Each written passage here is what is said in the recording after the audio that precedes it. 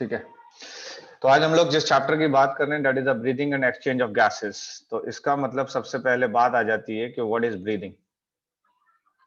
तो जरा बताइए ब्रीदिंग किसको कहेंगे, कुछ आइडिया है? हाँ जी, तो that is simply the intake of air and exhale of air. क्या ये बात सही है? यानी इनटेक ऑफ एयर होगा Yes, और एक्सेल ऑफ एयर होगा, this is called as a breathing. क्या यहां तक बात समझ में आ रही है? नहीं आ रही है? yes, yes, नेक्स्ट हाँ आइए जी। कि ब्रीदिंग में और रेस्पिरेशन में क्या फर्क है। हाँ जी, तो एक काम ये समझ लीजिए, इस तरीके से समझ लीजिए कि रेस्पिरेशन बेसिकली 3 टाइप का है। एक है बेसिकली एक्सटर्नल रेस्पिरेशन। कौन सा रेस्पिरेशन है? External respiration. External respiration. दूसरा है इंटरनल रेस्पिरेशन। दूसरा है इंटरनल रेस्पिरेशन। और तीसरा है that is a cellular respiration. That is a cellular respiration. External respiration का दूसरा नाम है बेसिकली ब्रीदिंग, जैसा कि मैंने अभी आपको बताया। तो एक्सटर्नल रेस्पिरेशन का दूसरा नाम क्या है? Breathing. ब्रीदिंग। क्लियर है ये बात? Yes, sir. नेक्स्ट आइए इंटरनल रेस्पिरेशन। तो मैंने कहा कि मैंने यहां पे लिखा है कि after breathing air goes in lungs. Air कहां जाएगी? लंग्स में, एंड देन ब्लड। और फिर किस में जाएगी? That is Blood. ब्लड में जाएगी। ठीक है, एंड रिवर्स बैक, और फिर ये वापस आ जाएगी इसी शक्ल में कि ब्लड से वापस लंग्स में आ जाएगी एयर। तो ये रिवर्स बैक मैंने कर दिया। तो this is called as a internal respiration. क्या ये बात समझ में आ रही है? नहीं आ रही है? Yes, sir. लेकिन सबसे ज्यादा जो इंपॉर्टेंट बात है वो है सेलुलर रेस्पिरेशन। सेलुलर रेस्पिरेशन का मतलब है that is a respiration takes place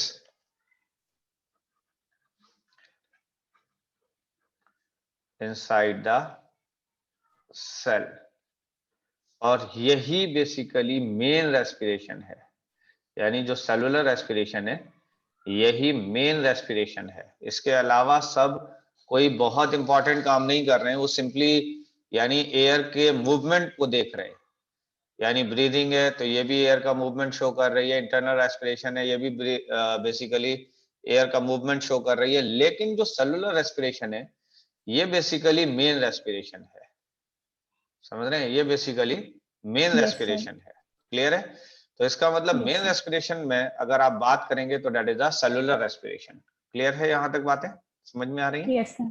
अच्छा, एक और बात है कि सेलुलर रेस्पिरेशन की बात करें तो यहां पर सेल के अंदर क्या होगा कि ये बेसिकली रहा ग्लूकोज, और ये ग्लूकोज ऑक्सीजन की वजह से ब्रेक डाउन होगा, कार्बन डाइऑक्साइड रिलीज होगा, वाटर रिलीज होगा और एनर्जी रिलीज होगी। क्लियर है? और Yes, ये sir. रेस्पिरेशन जो हो रहा है वो किस में हो रहा है? That is a cell Cells. के अंदर। तो इसका मतलब अगर मैं आपसे ये पूछूं कि मेन रेस्पिरेशन कौन सा है तो जवाब क्या है? Cellular respiration. सेलुलर रेस्पिरेशन है। तो मुझे ये बताइए कि रेस्पिरेशन कितने टाइप का है? 3 types. 3 टाइप्स का। कौन External कौन सा है? respiration, internal respiration, and cellular cellular respiration. Respiration. तो एक्सटर्नल रेस्पिरेशन कौन सा होगा? Breathing. ब्रीथिंग। इंटरनल रेस्पिरेशन कौन सा होगा? After breathing, air goes in lungs and then ji in ji, blood and reverse back. बस सीधी सी बात है। और सेलुलर रेस्पिरेशन की बात करें तो सेलुलर रेस्पिरेशन में क्या होगा? Respiration takes place inside cells. जी, तो यहां तक बातें आपको समझ में आई है। ठीक है, तो Yes, नेक्स्ट sir. आइए। हाँ, एक और चीज है कि ब्रीदिंग का एक और भी नाम है, that is a pulmonary ventilation. This is a pulmonary ventilation. तो ब्रीदिंग का एक और नाम क्या है? That is a pulmonary Pulmonary ventilation. ventilation. Clear है ये बात?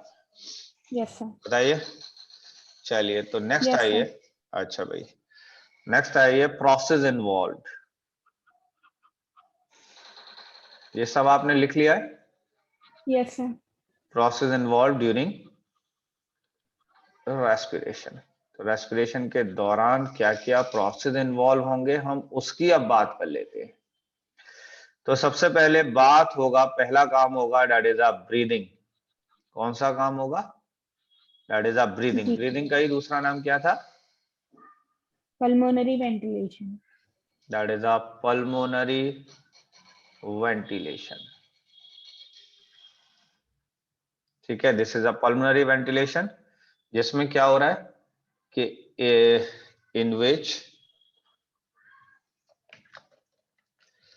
in which air goes in lungs, जिसमें एयर कहाँ जा रही है?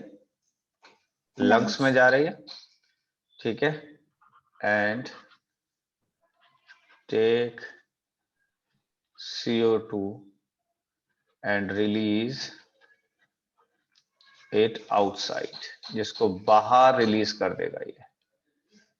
क्लियर है? तो ये काम हो गया Yes. Basically breathing.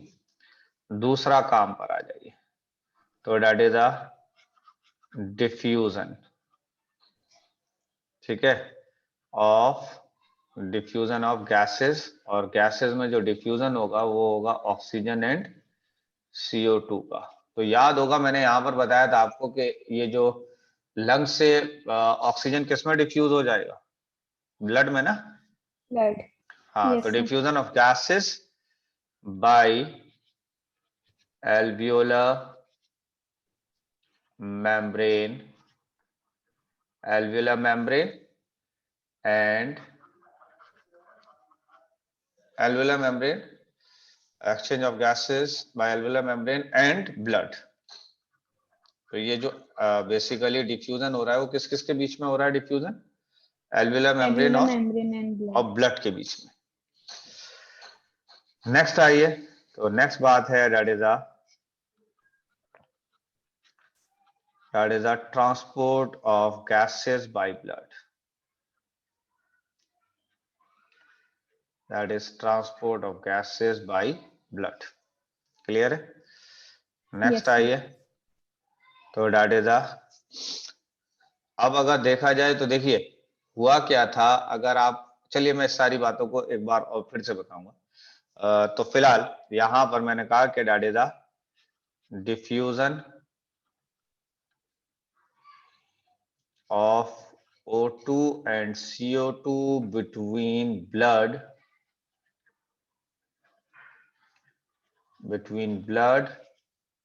and a cell, between blood and cell।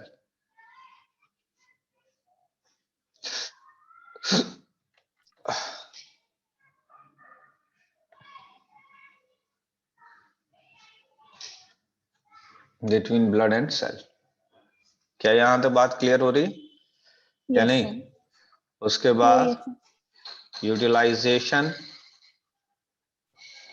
of O2 in cell for catabolic process। Catabolic process आप जानती हैं नहीं जानती हैं? No, sir. Okay, catabolic process का मतलब है जिस प्रोसेस के अंदर ब्रेकडाउन हो। क्या हो? Breakdown. ब्रेकडाउन हो। क्लियर है ये बात? ठीक है, Yes, sir. ब्रेकडाउन हो एंड रिलीज एनर्जी। ब्रेकडाउन हो और क्या रिलीज करेगा ये? Energy release Energy. करेगा। And release energy. यहां तक क्लियर है? चलिए अब जरा इसको और थोड़ा सा डिफरेंट अंदाज में देख लेते हैं। मैंने कहा कि अगर मैं इसकी बात करूं तो दिस इज लंग्स, और लंग्स में भी अगर मैं बात करूं तो ये एल्वियोलर सैक है, और इसके बराबर से अगर देखा जाए तो ये बेसिकली जो जा रहा है दिस इज द ब्लड। यहां की बात करें तो ये बेसिकली आउटसाइड द बॉडी है, ये बेसिकली बाहर है बॉडी के। क्लियर है बात? अच्छा जी, और यहां पर अगर मैं आपको दिखाऊं तो ये मैंने कहा कि ये रहे सेल्स, तो ये जो कहानी है ये है सेल की, ठीक है। और अगर देखा जाए तो ये ब्लड ऐसे लेके गया, ऐसे लेके गया, ऐसे लेके गया और ऐसे लेकर आया है। तो इसका मतलब अगर मैं आपको दिखाऊं तो ब्लड ऐसे आ रहा है, इस डायरेक्शन में ऐसे आया, ऐसे आया, ऐसे आया, ऐसे, ऐसे, ऐसे, और फिर ये वापस यहीं पर आ गया। देखिए सीधी सी बात है, अब हम देखते हैं कि ये रहा ऑक्सीजन, बॉडी से बाहर है, इसका मतलब ये इन्वायरमेंट के अंदर है ऑक्सीजन, हाँ या ना? Yes, sir. अब इन्वायरमेंट से ऑक्सीजन किसके अंदर गया? ये बेसिकली क्या थी? बॉडी। Body. बात समझ में आ रही है? बॉडी में Yes, गया sir. ऑक्सीजन, बॉडी से ऑक्सीजन कहां पहुंच गया? Lungs. लंग्स से अगर देखा जाए तो लंग्स के किस पार्ट में है ये अभी? Alveolar. Alveolar sac, alveolar sac में है। किस में है? तो Alveolar ये sac. है बेसिकली, यहां मैंने लिख दिया कि ये लिख दिया एल्वियोलर सैक में है। किस में है? एल्वियोलर सैक में। Alveolar sac. एल्वियोलर सैक से ऑक्सीजन किसके अंदर गया? Blood. ब्लड के अंदर गया। क्लियर है ये बात या नहीं है? Yes, sir. Yes, sir. Blood इस ऑक्सीजन को लेके जा रहा है, देखिए अपने साथ, ये देखिए ऑक्सीजन को लेके जा रहा है, अपने साथ लेके जा रहा है, नहीं जा रहा है? Yes, sir. यहां पर ऑक्सीजन जब आया तो ये किसके अंदर ऑक्सीजन चला गया? Cells. सेल के अंदर। क्लियर है ये बात? नहीं है? Yes, sir. ओके। अब अगर यहां से मैं दिखाऊं तो सेल के अंदर क्या मौजूद था? Carbon dioxide. कार्बन डाइऑक्साइड बाहर आ गया। कार्बन डाइऑक्साइड किस में आ गया? ब्लड में। Blood. ठीक है, अब ये ब्लड किसको कैरी करके ले जा रहा है? Carbon dioxide. कार्बन डाइऑक्साइड को। ये आ गया कार्बन डाइऑक्साइड, और यहां से कार्बन डाइऑक्साइड अब किस में आया? Lungs. लंग्स से किस में आया? Body. बॉडी, और बॉडी से कार्बन डाइऑक्साइड बाहर चला गया। चला गया नहीं चला गया? Yes, sir. तो अब वापस हम इसी पॉइंट्सों को देख लें। सबसे पहले मैंने कहा कि ब्रीदिंग और pulmonary ventilation in which gaseous goes outside से इनसाइड, यहां पर ऑक्सीजन को अंदर लिया है ये। तो ये वाला अगर प्रोसेस की बात कर लें हम, इस वाले प्रोसेस की, तो दिस इज द ब्रीदिंग। ये काम क्या हो रहा है यहां पर? ब्रीदिंग का। Breathing. यहां पर कौन सा काम हो रहा है? That is are diffusion. यहां पे कौन सा काम हो रहा है? तो ये हो रहा है डिफ्यूजन। डिफ्यूजन में अगर देखा जाए तो ऑक्सीजन बाहर से अंदर जा रही है, नहीं जा रही है?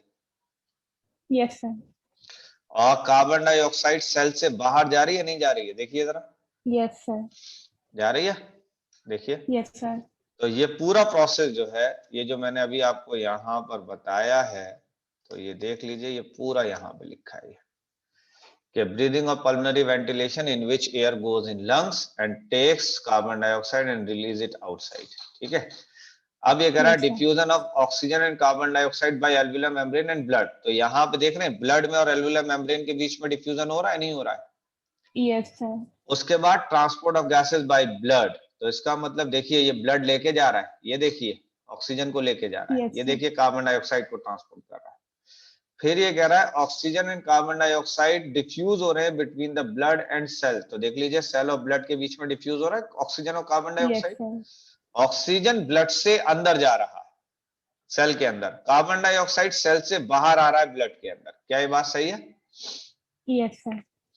फिर कह रहा है कि utilization of oxygen in cell, यानी ऑक्सीजन का यूज होगा सेल के अंदर। और देखिए ये ऑक्सीजन किसको तोड़ने में काम आएगा, तो ये ग्लूकोज को तोड़ने में काम आएगा सेल के अंदर ऑक्सीजन। तो इसका मतलब ये मैंने लिख दिया कि यहां पर ऑक्सीजन भी यूज में आएगा। क्या हुआ?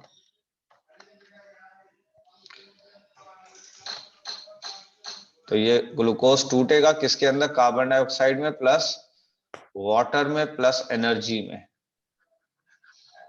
और ये जो ऑक्सीजन था ये इसको तोड़ने में काम आ जाएगा, इसको तोड़ने में। क्लियर है ये बात? और जब टूट Yes, रहा है sir. Glucose, glucose break down हो रहा है, तो इस प्रोसेस को आपने क्या नाम दे दिया? इस प्रोसेस को क्या नाम दिया आपने? Catabolic process. Catabolic process. Glucose का फॉर्मूला क्या है? C6H12O6. और कार्बन डाइऑक्साइड के अंदर कितने कार्बन है? 2. एक कार्बन है कार्बन डाइऑक्साइड में। अच्छा, कार्बन, हाँ सर, एक है। कार्बन डाइऑक्साइड में एक कार्बन है। तो ग्लूकोज कितने कार्बन डाइऑक्साइड में टूटेगा?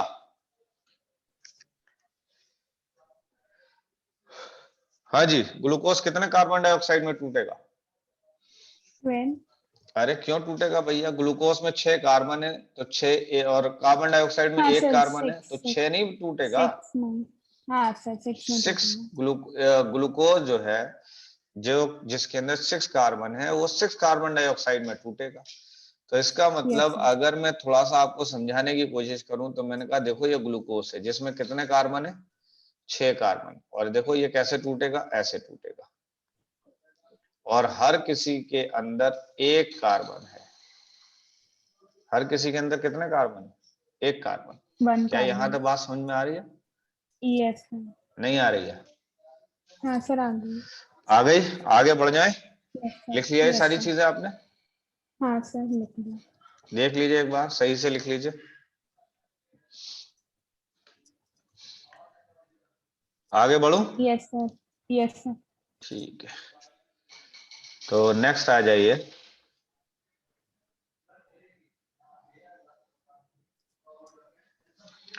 दैट इज अ नेक्स्ट आइए, दैट इज अ रेस्पिरेटरी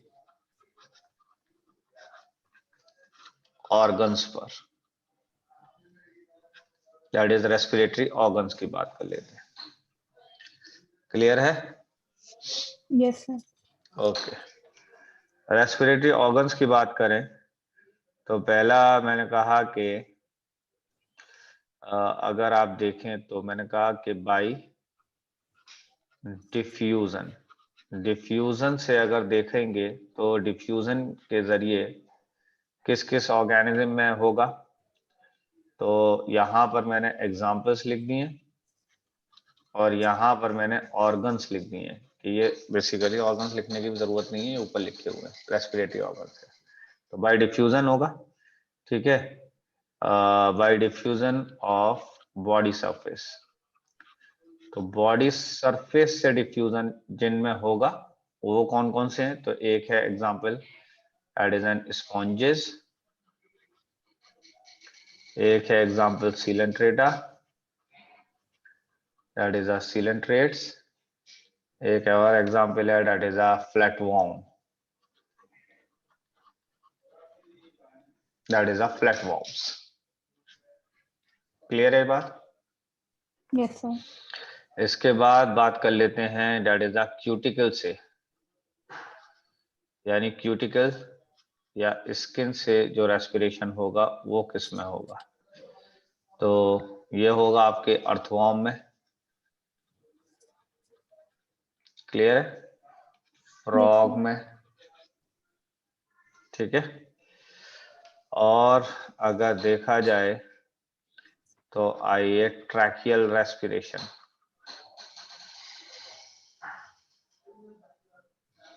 यानी ट्रैकिया से होने वाला रेस्पिरेशन, ठीक है, ट्रैकियल ट्यूब से कह लें, तो ट्रैकियल ट्यूब से मैंने कहा कि ऑल इंसेक्ट्स, जितने भी इंसेक्ट्स हैं उनके अंदर किससे रेस्पिरेशन होगा?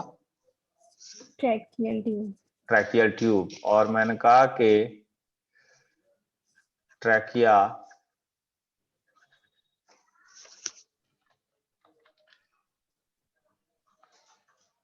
Open at body surface through opening known as spiracles, known as spiracles। तो ये जो ट्रैकिया ओपन हो रहा है बॉडी सरफेस पर, वो किस ओपनिंग के जरिए ओपन हो रहा है, उसका नाम क्या है? स्पाइरकल्स। तो दैट इज एन स्पाइरकल्स। यहां तक क्लियर है बात? Yes, नेक्स्ट आ sir. जाइए गिल्स पर। तो बताइए गिल्स में कौन, गिल्स से किस किस में होगा? Fish. टैडपोल, इसके अलावा Frog. एक्वेटिक ऑर्थोपोड है, Frog. ऑब्वियसली। फ्रॉग में तो कहां से होगा? फ्रॉग में तो लंग से होगा। ऑर्थोपोड्स टैडपोल में होगा। ठीक है, तो फिश हो गया, Okay. टैडपोल हो गया, एक्वेटिक ऑर्थोपोड्स हो गया, मोलस्का हो गए। ठीक है, ये है। आ जाइए लंग्स पर बात कर लेते हैं। लंग्स की बात करें तो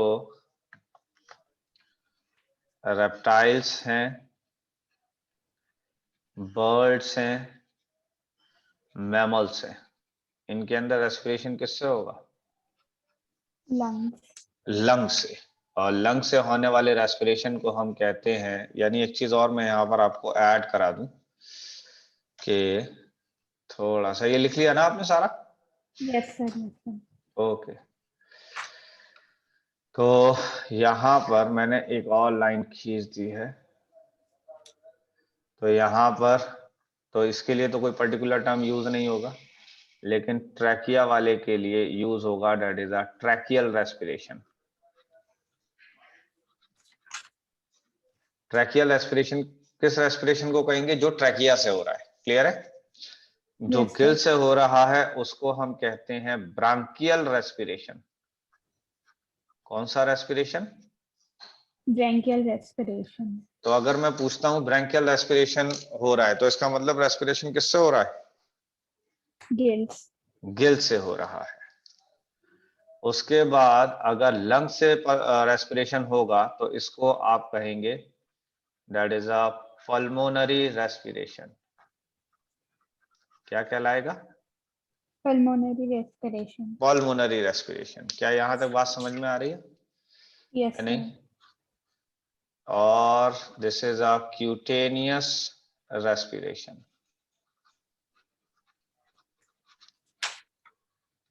that is a cutaneous respiration.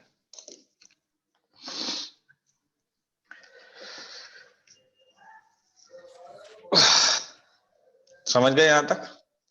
Yes, sir. Okay, आगे बढ़ जाए। Yes, sir. ठीक है, ये सारा आपने लिख लिया है? हाँ सर, लिख लिया। ओके, आगे बढ़ते हैं। तो नेक्स्ट आते हैं, that is a human respiratory system.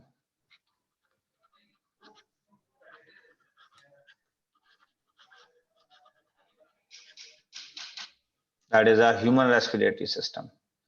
Human respiratory system के अंदर दो चीजें आएंगी। एक आएगा रेस्पिरेटरी ट्रैक्ट और दूसरा आएगा लंग्स। तो ह्यूमन रेस्पिरेटरी सिस्टम में कितनी चीजें आ रही हैं? 2. कौन कौन सी? Respiratory tract and lungs. Lungs. Track के मतलब होता है बेसिकली पाथ के। ट्रैक का मतलब क्या है? पाथ। तो this is the respiratory path. Respiratory path की अगर बात करें तो यहां पर मैंने कहा कि सबसे पहले आ जाएंगे नोस्ट्रिल्स, हाँ या ना? Yes, sir. नोस्ट्रल्स जब अंदर जाके खुलेंगे तो ये खुलेंगे नाजल चैम्बर में। किसमें खुलेंगे? Nasal chamber chamber. में। नेजल चैम्बर ओपन होगा इंटरनल नेयर्स के अंदर। That is an internal opening. नेयर्स का मतलब ये बेसिकली ओपनिंग है, ठीक है, इंटरनल नेयर्स में। Yes, sir. इंटरनल नेयर्स ओपन होगा नेजोफेरिक्स के अंदर। आपने कभी माउथ में झांक के देखा है कि माउथ के अंदर झांक के देखेंगे तो आप देखेंगे कि ऊपर से एक पाइप नीचे की तरफ आ रहा होता है, देखा है कभी? No, sir. कभी माउथ में झांक के देखिएगा, एक फ्लैप हैंग किया हुआ है, एक फ्लैप हैंग कर रहा है, और वो जो फ्लैप हैंग कर रहा है उसको आपने नाम दिया था ओव्यूला, याद है? Yes, sir. और ओव्यूला की अगर पीछे की तरफ झांक के कोशिश करेंगे आप देखने की, शीशे में देख के अगर झांकने की कोशिश करेंगे तो आप देखेंगे कि पीछे से भी एक और पाइप नीचे की तरफ आ रहा है, ऊपर से नीचे आ रहा है, and that pipe is known as nasopharynx. उस पाइप को आप क्या कहेंगे? Nasopharynx. नेजोफेरिक्स। नेजोफेरिक्स ओपन होगा फेरिक्स के अंदर। नेजोफेरिक्स किसमें ओपन हो जाएगा? Pharynx. फेरिक्स के अंदर, ठीक है। फेरिक्स आगे चल के ओपन होगा ग्लॉटिस के अंदर। क्लियर है? Yes, sir. ग्लॉटिस आगे चल के ओपन हो जाएगा लैरिक्स में। लैरिक्स का मतलब है that is a voice box. Larynx का क्या मतलब है? Voice that is a box. Voice box. और ग्लॉटिस एक तरीके का कप शेप्ड है। ग्लॉटिस कैसा है? एक तरीके का कप की तरह Cup है, shaped. ठीक है। उसके बाद Yes, sir. लैरिक्स आया, लैरिक्स के बाद आ जाएगा ट्रैकिया, ठीक है। लैरिक्स के बाद क्या आ गया? ट्रैकिया। Trachea. ट्रैकिया के बाद अगर बात करें तो आ जाएंगे, यानी ट्रैकिया तो ये आ जाएगा ब्रोंकाई। क्या आ जाएगा? ब्रोंकाई। Bronchi. और ब्रोंकाई जो है वो एंटर कर जाएगा किसके अंदर? दैट इज अ लंग्स के अंदर। किसके अंदर एंटर कर देगा? Lungs. लंग्स के अंदर। अगर दिखाया जाए तो लंग्स में दो चीजें हैं, एक है ब्रोंकियल।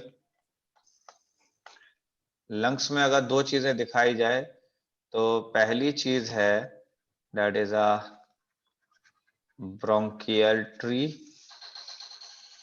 और दूसरी चीज है रेस्पिरेटरी ट्री। ये दोनों आपको मिल जाएंगे किसके अंदर? लंग्स के अंदर। Lungs. यहां तक बात समझ में आई? कंप्लीट हुआ? Yes, sir. ओके, जल्दी से कीजिए।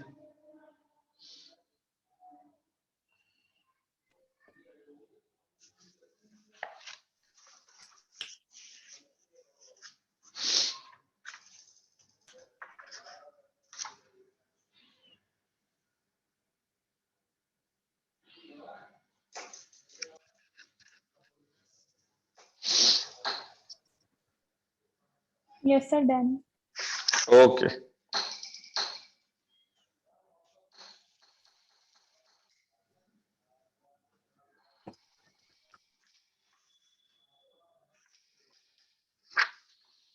चलिए तो आगे बढ़ते हैं।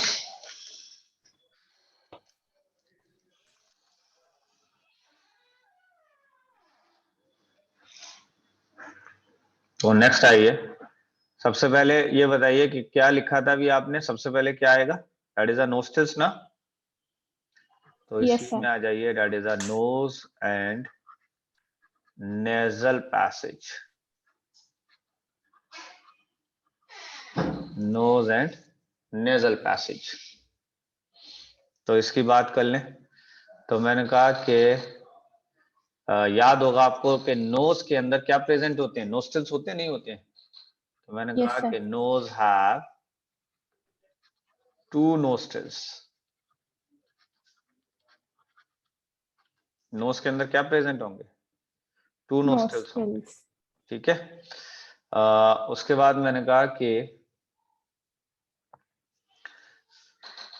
nasal passage is divided into 3 regions, यानी जो बेसिकली नेजल पैसेज है वो 3 रीजन्स में डिवाइडेड होगा, दैट इज 3 रीजन्स में। इसमें अगर बात की जाए तो पहला है वेस्टिब्युलर रीजन, दूसरा रीजन है रेस्पिरेटरी रीजन,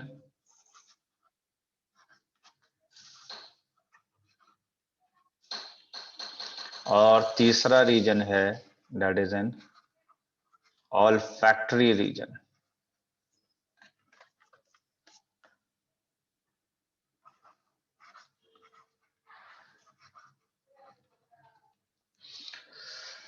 ठीक है, वेस्टिबुलर रीजन की बात करें तो इसके अंदर मैंने कहा कि स्किन होगा, ठीक है, हेयर होंगे एंड सीबेशियस ग्लैंड होंगे। तो इसके अंदर सीबेशियस ग्लैंड होंगे। सीबेशियस ग्लैंड का मतलब हुआ this is an oil gland, जिनका मकसद है कि जितना भी डस्ट पार्टिकल आएगा एयर के साथ में, जितना भी डस्ट पार्टिकल आएगा एयर के साथ में, उसको ये कैच कर लेगा। कुछ बात समझ में आ रही है, नहीं आ रही है? Yes sir. अच्छा, तो इससे क्या होगा कि एयर जो है वो फाइन हो जाएगी। क्या ये बात समझ में आई? Yes sir.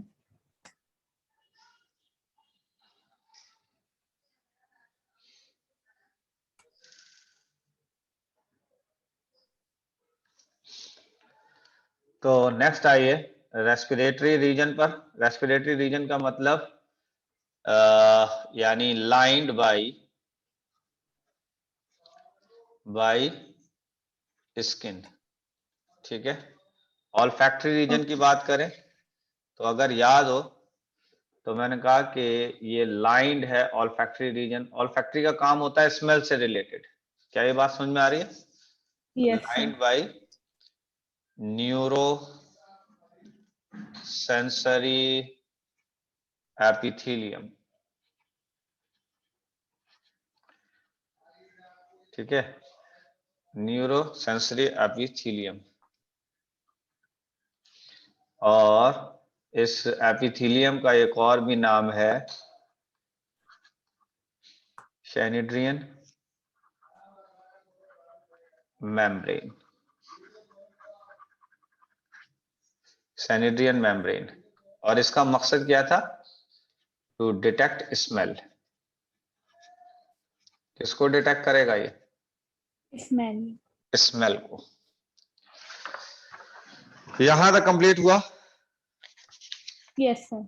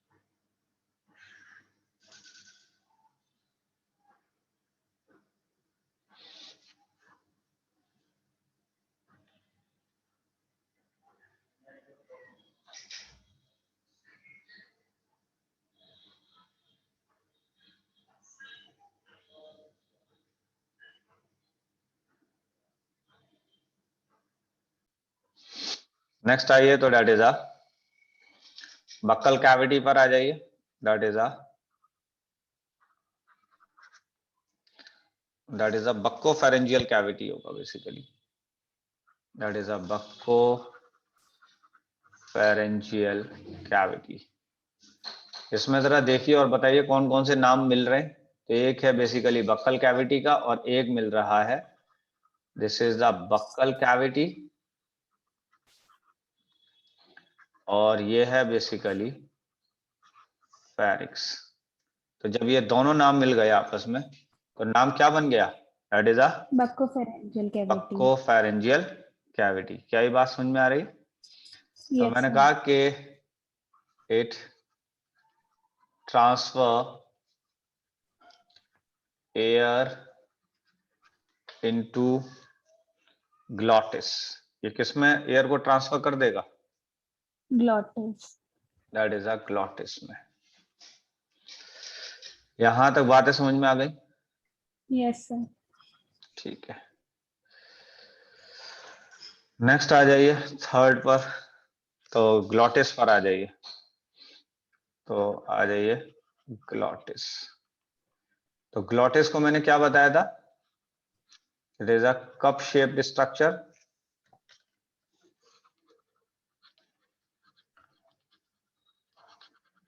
ये कैसा स्ट्रक्चर है? That is a cup Cup shaped का shaped. स्ट्रक्चर है। ठीक है, Yes, sir. On which epiglottis work. ठीक है, तो मैंने यहां पे लिखा कि epiglottis closed, epiglottis close the glottis during swallowing। तो यानी जिस वक्त आप निगल रहे होंगे उस वक्त एपिग्लॉटिस क्या करेगा? ग्लॉटिस को क्या कर देगा? Glottis closed कर देगा. क्लोज कर देगा, ताकि आप आसानी से सॉलो कर सकें एंड फूड एंटर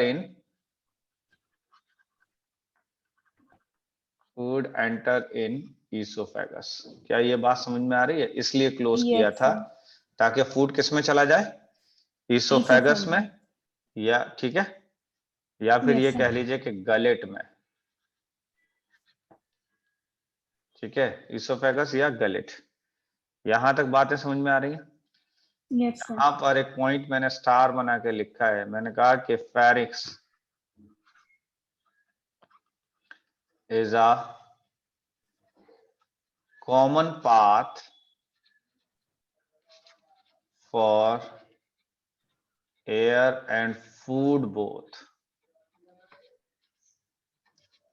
तो इसका मतलब क्या हुआ कि फेरिक्स जो है वो एक कॉमन पाथ है किस किस के लिए? एयर के लिए और Air and food.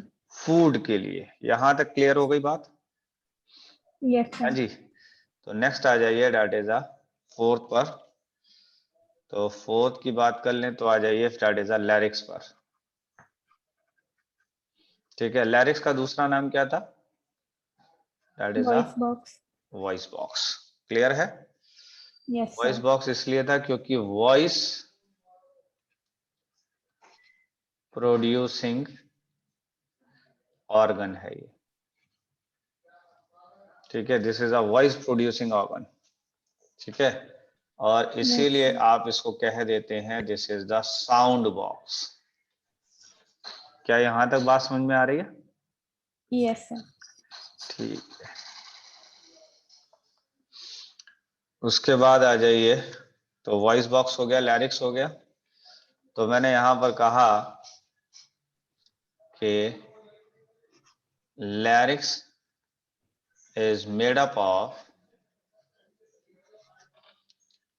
of 9 cartilage. Larynx कितने कार्टिलेज का बना हुआ है? 9 Nine कार्टिलेज का। cartilage. क्लियर है?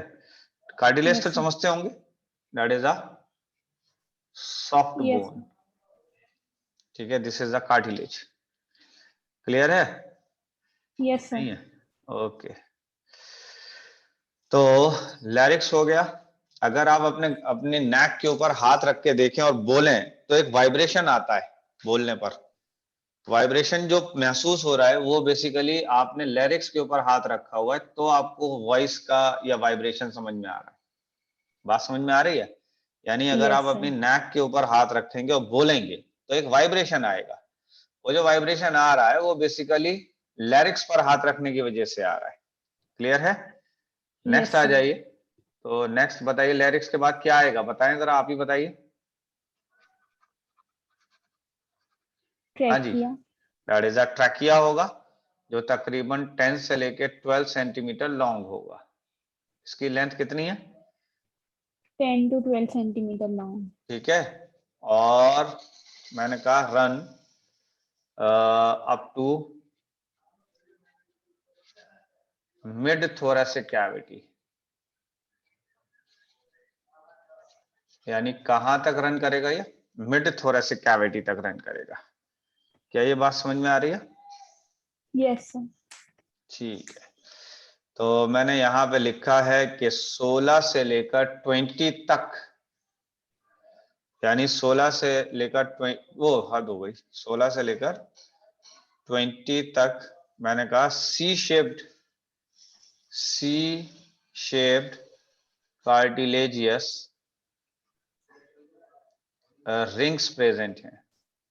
आपने 10th क्लास में भी पढ़ा ये बात, कार्टिलेजियस रिंग्स के बारे में, समझ रहे हैं? 10th क्लास की एनसीईआरटी में Yes, लिखा sir. हुआ है कि ट्रैकिया के ऊपर कार्टिलेजियस रिंग्स होते हैं, जो किस शक्ल में है? Yes, that sir. Is a C shape की शक्ल में है, C-shaped. समझ रहे हैं? और इसका Yes, मकसद sir. क्या होता था कार्टिलेजियस रिंग का? क्या मकसद था? टू वो अवॉइड उसको कोलैप्सिंग, yes sir collapse करने. कोलैप्स करने से रोकने का काम था। ठीक है, ये था Yes, काम sir. ट्रैकिया का। यहां तक क्लियर हुई कहानी? आगे बढ़ जाए? Yes, sir. Yes, sir. Okay, next आ जाइए, that is a bronchial tree पर एंड रेस्पिरेटरी ट्री पर।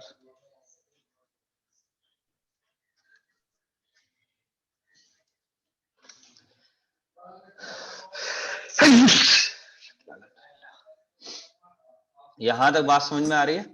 नहीं आ रही Yes, है? sir. ओके, तो ब्रोंकियल ट्री की अगर हम लोग बात कर लें तो ये स्टार्ट होता है बेसिकली, मैंने कहा it start from primary bronchi,